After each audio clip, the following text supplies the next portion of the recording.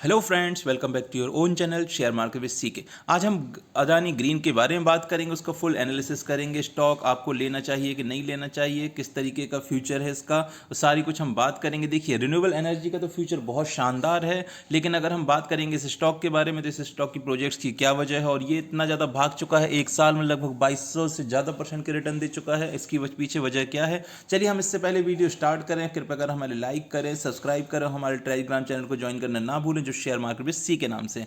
चलिए अगर हम बात करते हैं इसके ग्राफ्स में, तो आपको ये 2019 मार्च में लगभग 35 से 40 की रेंज में ट्रेड करता हुआ नजर आ रहा था। उसके बाद इसने थोड़ा सा अप मूव दिखाया और 150 के आसपास की रेंज में ये मार्च 2020 के आसपास ट्रेड कर रहा था। लेकिन 150 के बाद फिर इसने जो छलांग लगाई है, लगभग 1100 से 1200, 1000 से 1200 के बीच में ये ट्रेवल कर रहा है, अभी ट्रेड कर रहा है।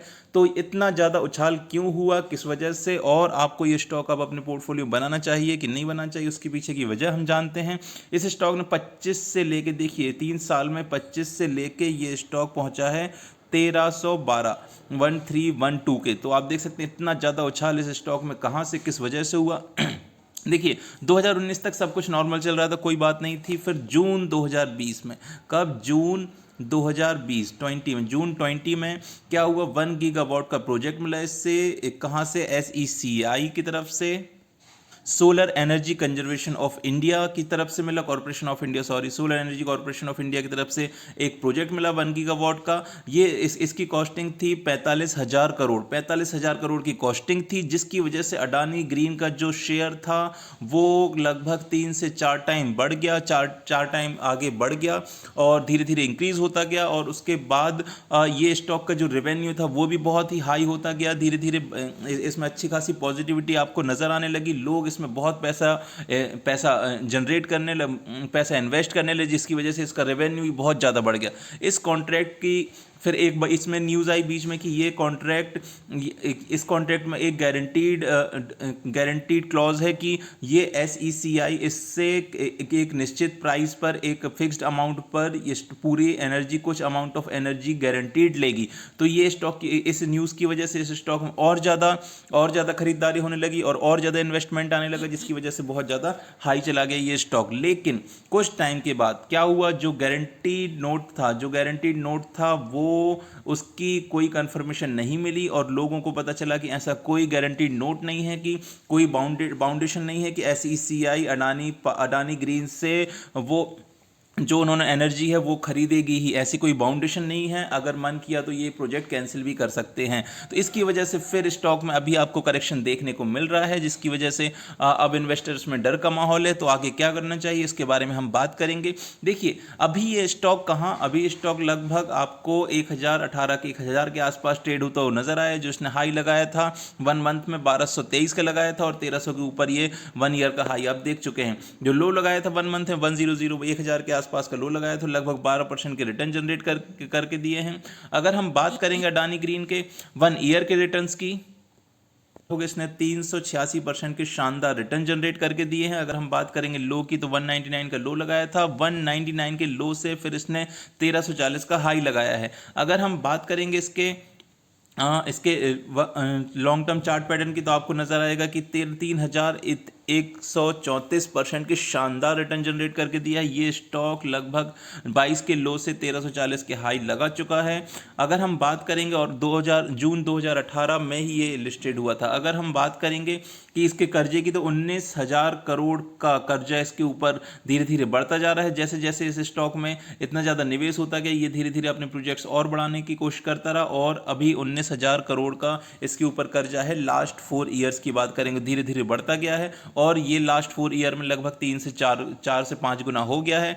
अगर हम बात करेंगे इसके शेयर होल्डिंग पैटर्न की, तो आपको नजर आएगा कि यहाँ प्रमोटर्स की 54% की होल्डिंग्स है और अगर FIS की बात करेंगे तो अट्रैक्टिव 21.47% की होल्डिंग है, नॉन इंस्टीट्यूशनल 22.18% की होल्डिंग्स हैं। तो देखिए मेरा कहना ये, अगर हम बात करेंगे प्रमोटर होल्डिंग की, प्लेज प्रमोटर होल्डिंग की 0.83% की यहाँ पे दिख रही है आपको।